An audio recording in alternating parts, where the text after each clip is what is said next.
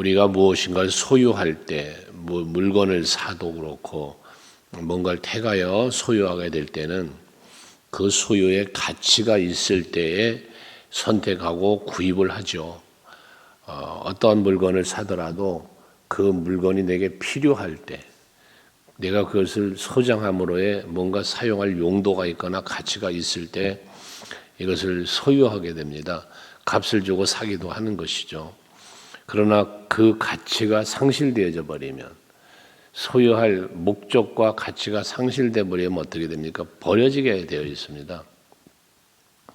오늘 13절 말씀에 보면 하나님께서 유다 백성들을 진멸하시는데 포도나무와 무화과나무를 말씀하시면서 그들에게 열매가 없을 것이다. 또 그 잎사귀도 마를 것이다 라고 말씀을 합니다. 이건 완전한 멸망이거든요. 시편 1편 3절에 보면 복 있는 사람을 말씀하면서 저는 시냇가에 심은 나무가 철을 따라 열매를 맺은 같이 그 잎사귀가 마르지 아니함 같도다 라잖아요. 이게 하나님의 은혜를 누리는 복을 받은 성도의 삶을 말하는 것인데, 오늘 여기 보면 열매도 없고 잎사귀도 마른다는 거예요. 멸망을 말하는 것이거든요. 내가 그들에게 준 것이 없어지리라 라고 합니다. 왜?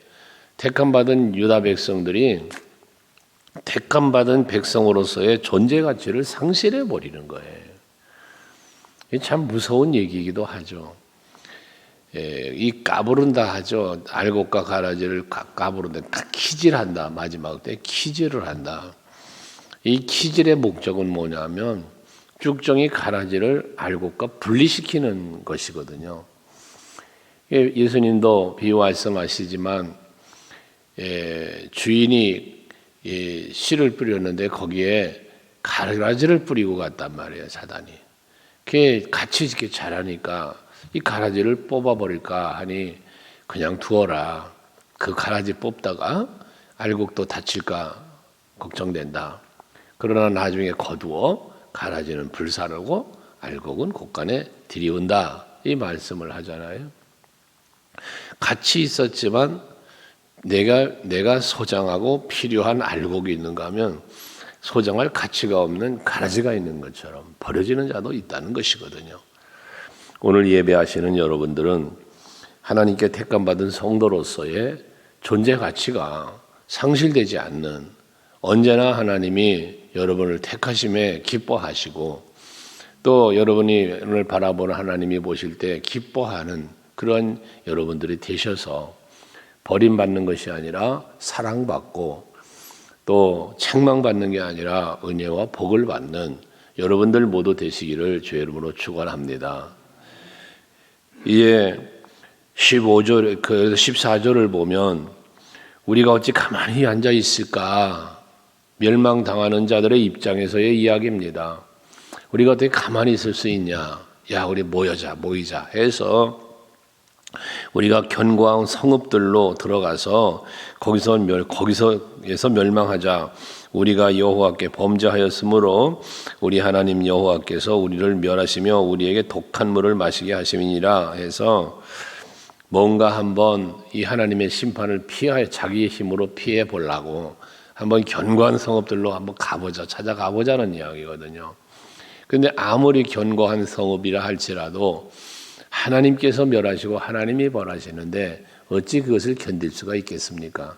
그 견고하다고 하는 여리고성도 하나님께서 무너뜨리시고 점령에 들어가도록 여호수아와 백성들에게 허락하신 하나님이신데, 난공불락이라고 하는 성인 헤브론 산지를 내게 주소서 하며 갈렙이 이스라엘 백성들이 이끌고 올라가 그 땅을 차지할 수 있도록 해주시는 것처럼 하나님은 역사하시면 무너뜨리기도 하시고 세우시기도 하시고 강하게도 하시고 약하게도 하시는 분이 바로 하나님이시라는 거죠. 그래서 우리는 생사화복을 주관하시는 하나님이라 우리가 말하고 있는 겁니다. 우리가 하나님 앞에서 책망을 받고 진노를 받게 될 때는 피할 길이 없어요. 특별히 여기 14절 마지막에 보면 우리를 멸하시는데 우리에게 독한 물을 마시게 한다라고 말해요. 이 독한 물을 마시게 한다. 여기서 말하는 이 독한 물은 뒤에 17절에 보면 뱀과 독사를 보낸다. 그래서 물게 하겠다. 뱀과 독사를 이야기하는데 이 앞에서 말한 독한 물은 이 독한 뱀의 독을 탄 물을 말한다. 이렇게 이야기를 해요. 문자적 해석이죠. 그러나 물론 궁극적으로는 여기서 말하는 독사의 물이나 뱀과 독사를 보내서 저들을 물게 한다는 이 상징적인 의미는 물리면 죽는 거예요. 치료 방법이 없어요. 그래서 이 강한 힘의 바벨론이 이들을 와서 물어뜯고 멸망시킬 것을 의미하는 말씀이다라고도 해석을 합니다. 그러나 역사적으로 보면 민수기 21장 말씀에 보면 하나님을 원망하고 불순종하는 백성들에게 하나님 불뱀을 보내셔서 그들을 물게 하시고 그게 다 죽어가는 거예요. 뱀에 물려서. 그때에 모세에게 놋뱀을 만들어 나무 막대기 꼭대기에 달아서 세우라고 하고 그 뱀에 물린 자마다 그 놋뱀을 바라보면 다 나음을 입고 고침받는 그런 사건이 민수기에서 있었지요. 여기 그 의미는 물론 예수 십자가에 매달리시고 그 십자가에 죽으신 예수를 나의 구주라 믿고 내가 살 길은 오직 예수라는 신앙으로 바라볼 때 우리 모든 죄가 사함받고 하나님의 자녀된 권세를 누리게 되어지는 은혜가 임하는 것처럼 하나님께서 모세를 통하여 말씀하신 그 놋뱀을 바라보는 사람은 살았단 말이에요.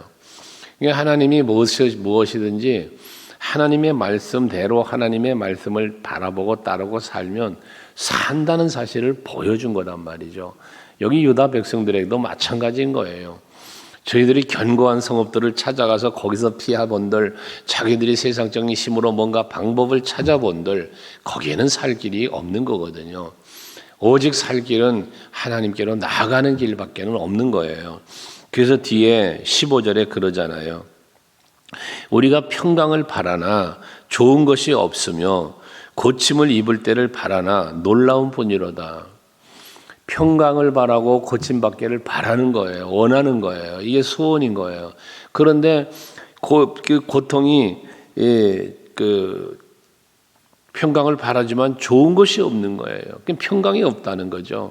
고침받기를 원하지만 놀라는 일밖에 없다니 치료되질 않는다는 거죠. 고침받지는 못한다는 거죠.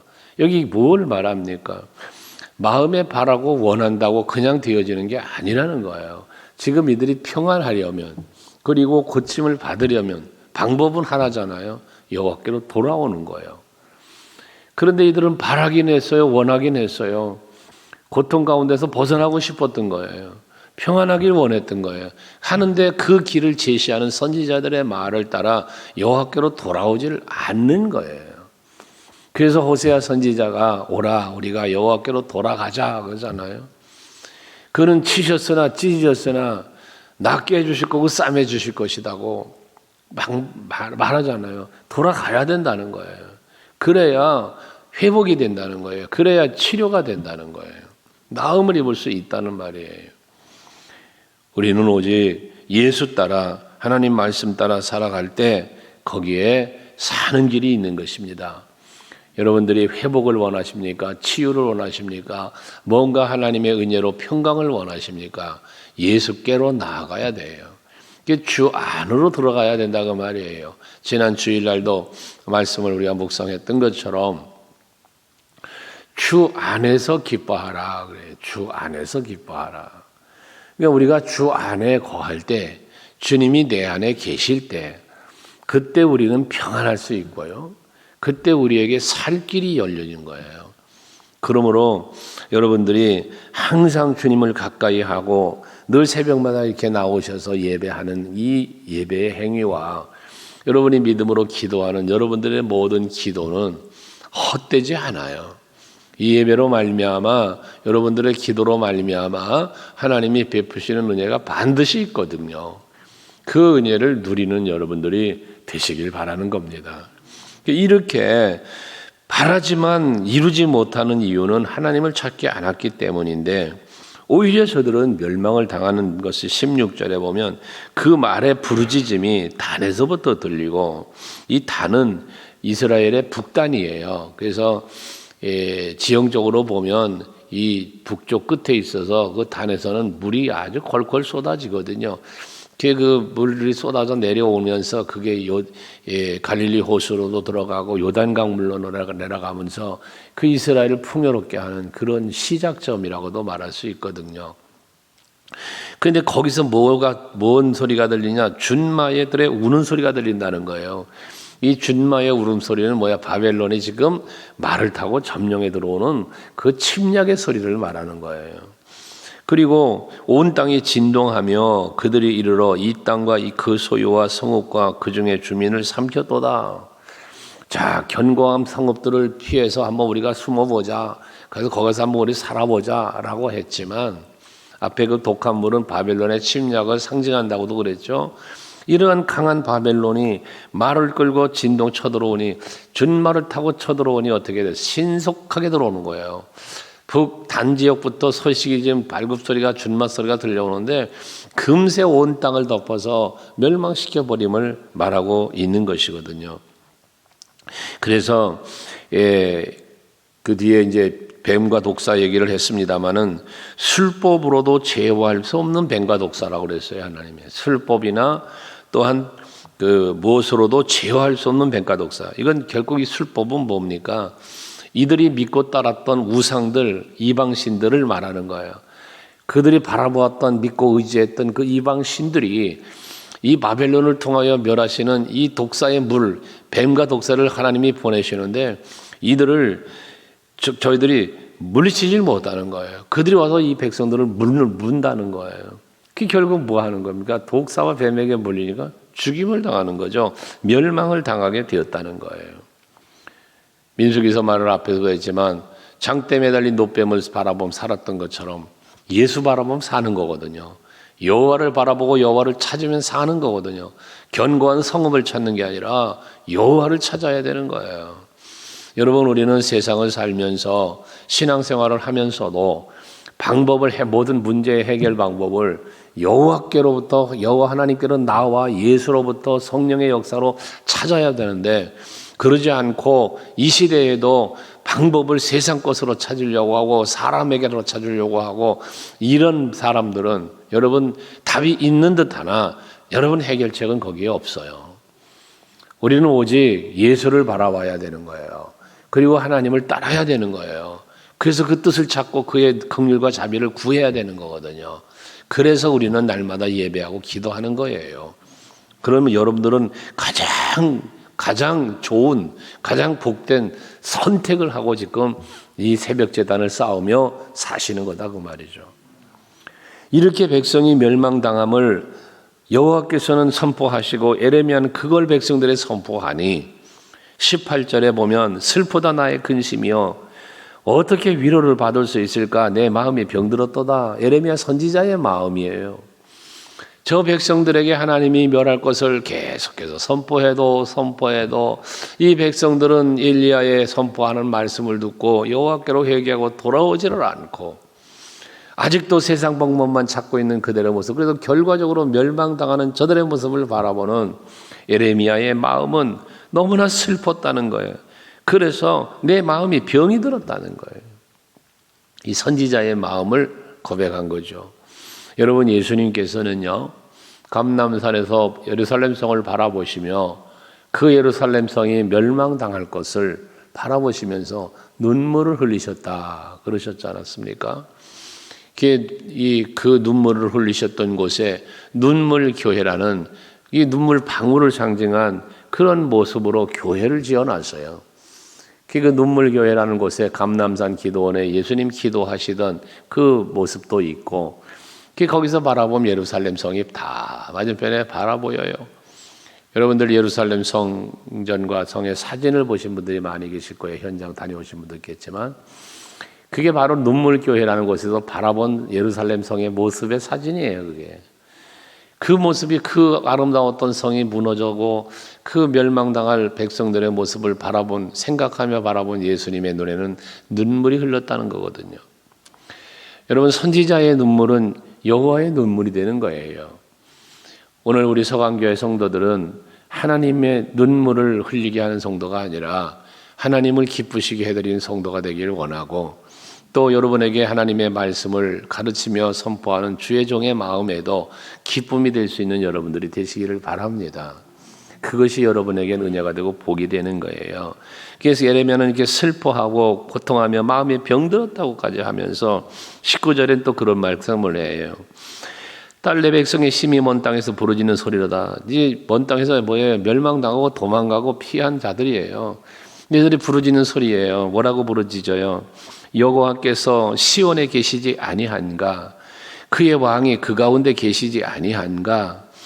또 그들이 어찌하여 그 조각한 신상과 이방의 헛된 것들로 나를 경노하게 하였는고 하시니라고 해요. 이게 뭡니까?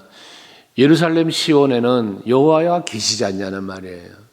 거기 왕이 계시지 않았다는 것은 여호와께서 왕이 되셔서 왕권을 가지고 그 이스라엘 유다를 지켜주시고 보호해 주시고 적들을 물리치며 그런 은혜를 베푸신 분이 바로 여호와시단 말이에요. 왕이신 여호와.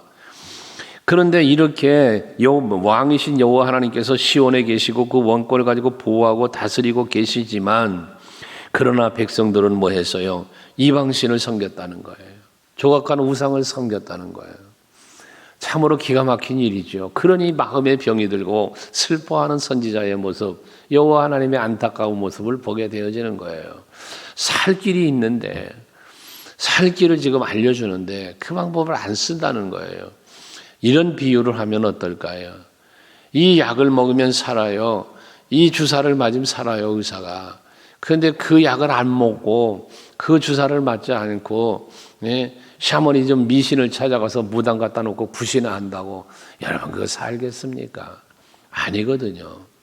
전 어릴 때 우리 어머니가 돌아가실 위기 속에 놓여 있는 그러한 곳에 때가 있었어요. 의사도 병명을 몰라요. 그냥 아프셔요. 그럼 참 신기한 거는 무당도 불러서 굿도 했죠. 그때는 무당도 불러서 굿도 해보고 뭐 했는데 안 나시는 거예요. 곧 돌아가시겠는 거예요. 그러니 그다음 이제 저와 형님 누나 이렇게 교회를 다닐 때인데 형님이 목사님 모셔다 예배를 드려보면 어떻겠느냐. 그러고 아버지한테 말씀을 드리니 아버지도 궁여지책이죠. 이 방법 저 방법 해봐도 안 되니까.